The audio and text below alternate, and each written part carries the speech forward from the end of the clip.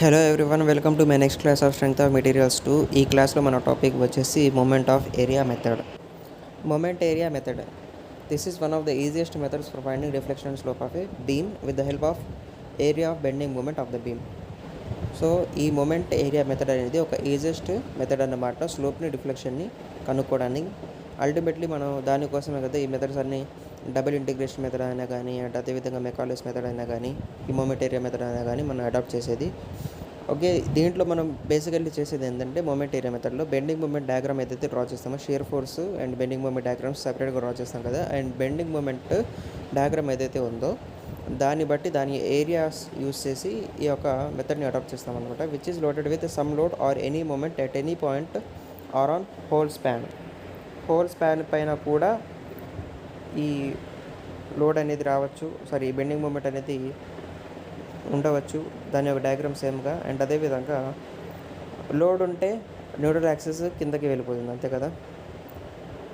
Load ఉంటే changes వస్తుంది obviously bending moment ఒక యూనిఫార్మిటీలో. So with some load or any moment at any point, ఏదైనా పాయింట్ దగ్గర కపుల్ కానీ మూమెంట్ కానీ యాక్ట్ అయినా కానీ అక్కడ సమ్ చేంజెస్ అనేవి వస్తాయి అన్నమాట. ఆర్ అదర్వైజ్ హోల్ స్పాన్ పైన లోడ్ అంటే బేసికల్లీ యూనిఫామ్లీ డిస్ట్రిబ్యూటెడ్ లోడ్ అని చెప్పేసి అనుకోండి. హోల్ స్పాన్ పైన యూడిఎల్ ఉంది, దానికి సంబంధించిన డయాగ్రామ్ ఎలా వస్తుంది, పారాబోలా వస్తుంది. సో పారాబోలా సెమీ సర్కిల్ షేప్లో ఉంటుంది, అంతే కదా. ఓకే, పారాబోలా ఫామ్లో వస్తుంది. సో 2/3 బేస్ ఇంటూ హైట్ తీసుకొని దాని యొక్క ఏరియా అనేది క్యాలిక్యులేట్ చేసుకుంటాము. So scope of the study, when the super position technique of indeterminate beam accelerated according to the following reasons: restrained and continuous beams differ from the simply supported beams mainly by the presence of redundant moment at the supports. Their moment area method can be used. So mainly indeterminate beams ఉంటాయి కదా, for example fixed beam తీసుకోండి, లేకపోతే continuous beam తీసుకోండి, or otherwise proper cantilever beam తీసుకోండి, ఇవన్నీ indeterminate beams అన్నమాట. So ఇది simply supported beam నుంచి ఎలా డిఫర్ అవుతాయంటే, presence of redundant moment at the supports వల్ల. ఓకేనా, సపోర్ట్స్ దగ్గర, వాటి ఇక్కడ సపోర్ట్స్ దగ్గర ఆ ఇండిటర్మినేట్ బీమ్స్ ఏవైతే ఉంటాయో వాటి ఇక్కడ సపోర్ట్స్ దగ్గర ఈ విధంగా మూమెంట్ అనేది ప్రెజెంట్ అయి ఉంటుంది. సో ఇటువంటి కేసెస్లో మనము ఈ మూమెంట్ ఏరియా మెథడ్ అనేది యూస్ చేస్తాము. So it is convenient to use this method with great advantage in the following type of problems. Cantilever బీమ్స్లో యూస్ చేయొచ్చు. Okay, use this method with great advantage in the following type of problems. Cantilever beam ఎక్కడైతే slope at the fixed and జీరోగా ఉంటుందో అక్కడ, and అదేవిధంగా simply supported beams carrying symmetrical loading.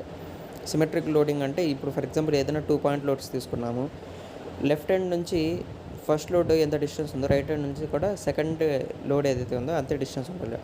Otherwise throughout the span UDL act అయ్యి ఉండాలి. So అటువంటి type of బీమ్స్ని ఎసెంట్రికల్ beams అని చెప్పేసి అంటారు, లేకపోతే ఎసెంట్రికల్ కాదు, సిమెట్రికల్ బీమ్స్ అని చెప్పేసి అంటారు.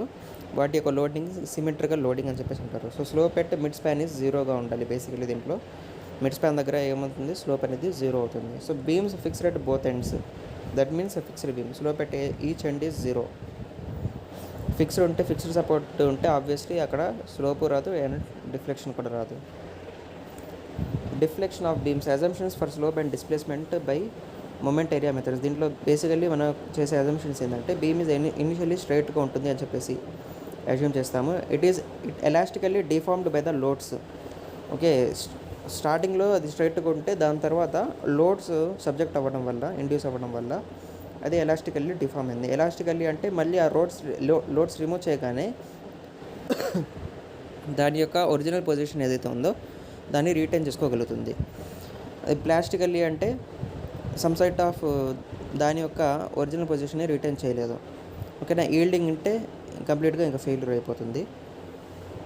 So such that the slope and deflection of the elastic curve are very small. Slope and deflection of elastic curve అనేది చాలా చిన్నగా ఉంటాయి, ఎందుకంటే ఎలాస్టికల్లీ డిఫార్మేషన్ జరుగుతుంది కాబట్టి. Deformations are caused by bending. Basically ఏవైతే ఉంటాయో deformations, slope and all other, ఓకేనా, డిఫ్లెక్షన్స్ ఇవన్నీ ఏంది, డిఫార్మేషన్సే కదా. సో ఇవన్నీ బెండింగ్ వల్ల జరుగుతాయి. అందుకే బెండింగ్ మూమెంట్ డయాగ్రామ్ ఇచ్చినప్పుడు దాని ఏరియాని కన్సిడర్ చేసి మనం సాల్వ్ చేస్తామన్నమాట ప్రాబ్లమ్ని. Theorem 1, the change in slope between any 2 points on the elastic curve equals the area of moment M/E diagram between 2 point. ఇప్పుడు ఏదైనా ఒక బీమ్ యూడిఎల్కి సబ్జెక్ట్ అయిందని చెప్పేసి అనుకుందాం. ఓకే, ఈ ఫస్ట్ ఫిగర్ చూసినట్టయితే దాంట్లో సమ్ స్లోప్ అనేది లై చేస్తుంది. ఓకే. సో ఎక్కడైతే చేంజ్ ఇన్ స్లోప్ ఉంటుందో జరుగుతుందో అంటే M/EI డయాగ్రామ్ ఏదైతే మనకు కనిపిస్తుందో M/EI అని చెప్పేసి 2 పాయింట్స్ ఉన్నాయి కదా, దాని మధ్యలో ఏదైతే డయాగ్రామ్ ఉందో దాని ఏరియాని కన్సిడర్ చేస్తామన్నమాట. Okay. The change in slope will be equal to the area of M/EI diagram between 2 points. So hence slope at B/A, that means A to B. B/A అంటే A to B అన్నమాట, A నుంచి B వరకు. M/EI into dx దాని యొక్క okay. Basically M/E అనేది దాని యొక్క height అనుకుంటే dx అనేది ఆ యొక్క ఎలిమెంట్ ఏదైతే మనం కన్సిడర్ చేసామో దాని యొక్క బేస్ ఆర్ అదర్వైజ్ మనకు width. Theorem 2. The vertical derivation of the tangent at a point on A on the elastic curve with respect to the tangent extended from another B equals the moment of the area under the M/EI diagram between the 2 points A and B. So కింద ఒక diagram చూడండి, ఒక elastic curve ఉంది. అక్కడ ఏదైనా 2 points consider చేద్దాం, A and B. ఓకేనా. ఏ దగ్గర ఒక ట్యాంజెంట్ డ్రా చేశాను, B దగ్గర ఒక ట్యాంజెంట్ అనేది నేను డ్రా చేశాను. సో పాయింట్ ఏ దగ్గర ఉండే ట్యాంజెంట్, పాయింట్ ఏ దగ్గర ఉండే vertical deviation or otherwise point A దగ్గర ఉండే ట్యాంజెంట్ యొక్క vertical deviation with respect to the tangent at point B దగ్గర ఏమవుతుందంటే moment of area under the M/EI diagram ఏదైతే ఉందో దానికి ఈక్వల్ అవుతుందన్నమాట. ఓకేనా. M/EI diagram between the points A and B ఏదైతే ఉందో, between the points A and B ఏదైతే మూమెంట్ ఆఫ్ ఏరియా ఉందో దానికి ఈక్వల్ అవుతుంది. ఏందది? Vertical deviation between the tangents A and tangents B. So మన దగ్గర ఆల్రెడీ మనం ఫస్ట్ నుంచి చూసుకుంటూ వస్తున్నాం. బెండింగ్ మూమెంట్కి సంబంధించిన ఈక్వేషన్ ఒకటి ఉంటుంది అనమాట. M/I is equal to σ/y is equal to E/R. M moment okay, bending moment. I అంటే మూమెంట్ ఆఫ్ ఇనర్షియా. సిగ్మా వచ్చేసి ఇక్కడ బెండింగ్ స్ట్రెసెస్, Y అంటే న్యూట్రల్ యాక్సెస్, E అంటే modulus of elasticity of material, R అంటే radius of curvature of the member. ఈ విధంగా ఈ formula నుంచి మనం M/EI ఏదైతే ఉందో అది మనకు అవసరం కదా. సో దాన్ని నేను సపరేట్గా తీసుకుంటే M/EIని నేను 1/Rగా రాసుకోవచ్చా లేదా? So M/EI is equal to basically ఇక్కడ 1/R అనమాట. సో ఫస్ట్ ఆఫ్ ఆల్ నేను చూసుకున్నట్లయితే స్లోప్ డిఫ్లెక్షన్ ఏంటో ఫైండ్ అవుట్ చేయాలి. ఫస్ట్ ఆఫ్ ఆల్ స్లోప్ని ఫైండ్ అవుట్ చేయడానికి నేనేం చేయాలి ఇప్పుడు?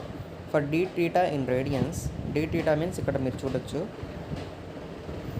డయాగ్రామ్లో చూసినట్టయితే ఈ దీంట్లో స్లోప్ రావడం వల్ల ఒక క్యాంటిలివర్ బీమ్ కన్సిడర్ చేసుకొని దాంట్లో లోడ్ పడడం ద్వారా ఓకేనా, దాంట్లో ఏదైతే యాంగులర్ డిస్ప్లేస్మెంట్ వస్తుందో దాన్ని dθ అని చెప్పేసి అనుకుందాం. అండ్ దాన్ని రేడియన్స్లో మెజర్ చేస్తామన్నమాట.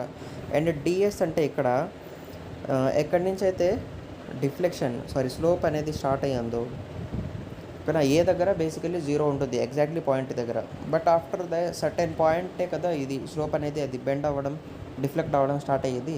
సో అంతవరకు డిస్టెన్స్ ఎక్కడ వరకు అయితే 0 ఉందో, పాయింట్ ఏ నుంచి ఎక్కడి వరకు అయితే 0 ఉందో అంతవరకు అది డిఎస్గా కన్సిడర్ చేస్తుంది. సో డిఎస్ బేసికల్లీ ఇక్కడ ఏమవుతుంది? Radius into dθ. ఎందుకంటే dθ వచ్చేసి విత్ రెస్పెక్ట్ టు హారిజాంటల్ ఎంత మేకౌట్ చేస్తుందో విత్ రెస్పెక్ట్ టు వర్టికల్ కూడా dθ అంతే మేక్ చేస్తుంది. సో ఇక్కడ మీరు డయాగ్రామ్లో చూడొచ్చు. సో ఇక్కడ కూడా యాంగులర్ డిస్ప్లేస్మెంట్ dθ అని ఉంటుంది. అండ్ ఏదైతే రేడియస్ ఇక్కడ ఫామ్ అయిందో రేడియస్ ఆఫ్ కర్వేచర్ వల్ల ఏదైతే రేడియస్ వచ్చిందో ఓకేనా, ఈ కర్వ్ వచ్చింది కదా, ఇప్పుడు ఈ కర్వ్ వచ్చింది ఓకేనా, ఈ కర్వ్ ఇప్పుడు వచ్చింది. దీనివల్ల ఒక రేడియస్ అనేది ఫామ్ అవుతుంది. అంటే ఓవరాల్గా ఆ సర్కిల్కి సెంటర్ ఉంటుంది. ఆ సర్కిల్ యొక్క సెంటర్ వరకు డిస్టెన్స్ని రేడియస్ R అని చెప్పేసి అనుకున్నాను. ఆ కర్వేచర్ వల్ల వచ్చే రేడియస్ని క్యాపిటల్ R అని చెప్పేసి అనుకున్నాను. So ds is equal to R into dθ. dθ అప్పుడు ఏమవుతుంది? ds బై R అవుతుంది. ds బై Rని మనం 1/R ఇంటూ ds. అప్పుడు ఓవరాల్గా ds నేను కనుక్కోవాలని చెప్పేసి అనుకుంటే ఏమవుతుంది? M into ds by EI. ఈ M into ds by EI ఎలా వచ్చింది? ఇక్కడ యాక్చువల్గా ds is equal to MDS by EI అని చెప్పేసి చూసాడు. యాక్చువల్గా అక్కడ dθ ఉండేది, అక్కడ dθ is equal to MDS by EI అన్నమాట. ఇక్కడ 1/R అంటే బేసికల్లీ ఇందాక మనం చూసుకున్నాం కదా, 1/R అంటే ఏంది? M/EI. కానీ 1/R ప్లేస్లో నేను M/EI అని చెప్పేసి రాశాను, ds ప్లేస్లో ds రాశాను. హెన్స్ ఇప్పుడు నేను dθ ఏదైతే వచ్చిందో నాకు dθ is equal to MDS by EI ఇక్కడ డి టీటా, ఓకేనా, ఈ పాయింట్ గుర్తుంచుకోండి. ఇక్కడ డి టీటా రావాలి, డిఎస్ కాదు, ఓకేనా. D theta is equal to M d s by E I ఉంది. అండ్ దాన్ని నేను ఇంటిగ్రేట్ చేస్తే డిఫరెన్షియేషన్ అనేది రిమూవ్ అయిపోతుంది, అంతే కదా. So total change in slope from A to C will be ఏమవుతుంది, MDS by EI. Integral limits వచ్చేసి సి నుంచి ఏ. సి పాయింట్ అంటే ఏంది, ఇక్కడ బేసికల్లీ ఎక్కడి నుంచి అయితే స్టార్ట్ అయిందో, ఓకేనా, 0 తర్వాత స్లోప్ రావడం స్టార్ట్ అయిందో అక్కడి నుంచి, ఓకేనా, అది okay, sorry 1 minute.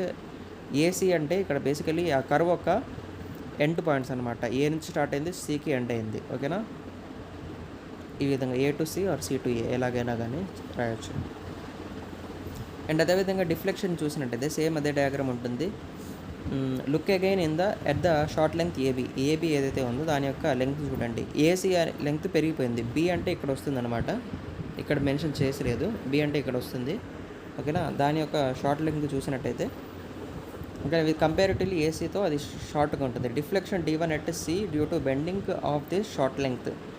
Deflection D1 at C దగ్గర డిఫ్లెక్షన్ ఎంత అంటే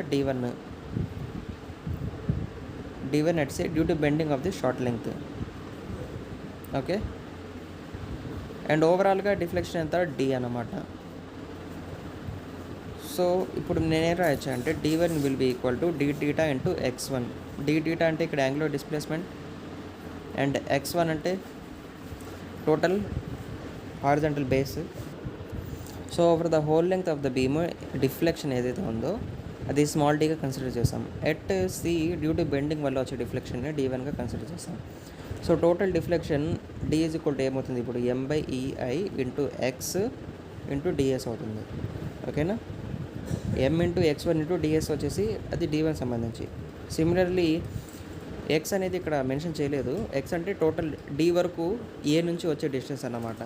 ఇప్పుడు x1 వచ్చేసి ఈ పాయింట్ సి వరకు వచ్చింది, ఓకేనా. సిమిలర్లీ ఎక్స్ అంటే ఆ కర్వ్ యొక్క రేడియస్, ఆ కర్వ్ యొక్క డిస్టెన్స్ అన్నమాట, small x. If deflection is in the horizontal direction then small d will be equal to integral C to A M into y into d s by E A. అంటే ఏం లేదు, just ఇక్కడ X ప్లస్లో why వచ్చింది అంతే, ఇంకా ఎక్కడ డిఫరెన్స్ లేదు, ఓకే. అంటే ఇక్కడ బేసికల్లీ వర్టికల్ డైరెక్షన్లో ఉంటే ఎక్స్ వస్తుంది, అండ్ హారిజాంటల్ డైరెక్షన్లో ఒకవేళ డిఫ్లెక్షన్ వస్తే వై వస్తుంది. అది అంతవరకు గుర్తుపెట్టుకోవాలి. యాక్చువల్గా ఇక్కడ హారిజాంటల్ డిస్టెన్స్ వచ్చేసి ఎక్స్, వర్టికల్ డిస్టెన్స్ వచ్చేసి Y, but deflection in horizontal డైరెక్షన్లో కన్సిడర్ చేస్తే వై రావాలి, అండ్ వర్టికల్ డైరెక్షన్లో కన్సిడర్ చేస్తే ఎక్స్ రావాలి. అప్పుడు ఓవరాల్గా స్లోప్ మనకి ఎంత వస్తుందంటే ఇందాక కనుక్కున్నట్టు integral C to A MDS by EI, okay. And deflection, total deflection వచ్చేసి integral C to A MX DS by EI. రెండింటికి డిఫరెన్స్ ఏంటంటే జస్ట్ ఒక ఎక్స్ అనే వేరియబుల్తో ప్రొడక్ట్ అవుతుంది అంతే. So wear MDS is equal to area of bending moment diagram, MDS area of bending moment diagram, అంతే కదా. ఎంఎక్స్ డిఎస్ అంటే moment of area of bending moment diagram, ఓకేనా. ఒకటి వచ్చేసి area of bending moment diagram ఉంటుంది, and అదే bending moment డయాగ్రామ్కి moment of area కూడా ఉంటుంది అన్నమాట. సో ఆ moment of area bending moment diagram మనం దేంట్లో కన్సిడర్ చేస్తాం, డిఫ్లెక్షన్ క్యాలిక్యులేట్ చేసేటప్పుడు కన్సిడర్ చేస్తాము. అండ్ దీని యొక్క ప్రాసెస్ చూసుకున్నట్టయితే process to draw M/EI diagram, determine a redundant reaction that establish the numerical values for the bending moment diagram.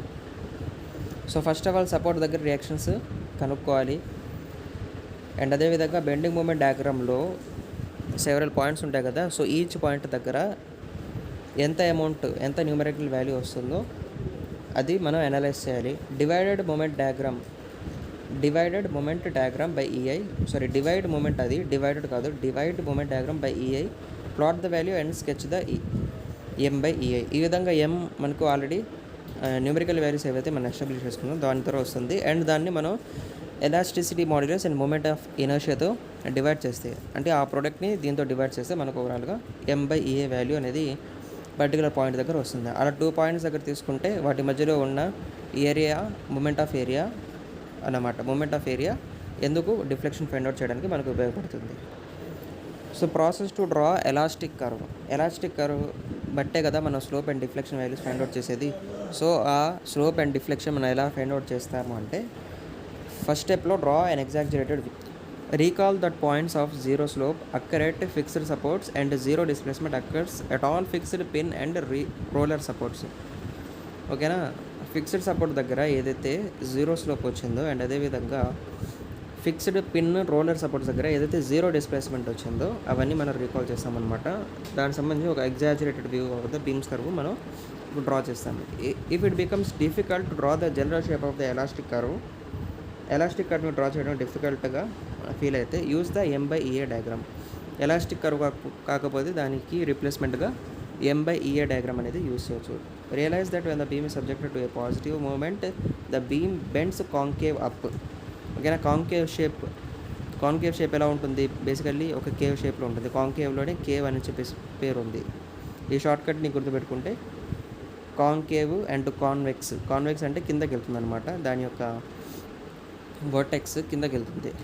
ఓకేనా, concave పైకి వస్తుంది దాని యొక్క స్లోప్.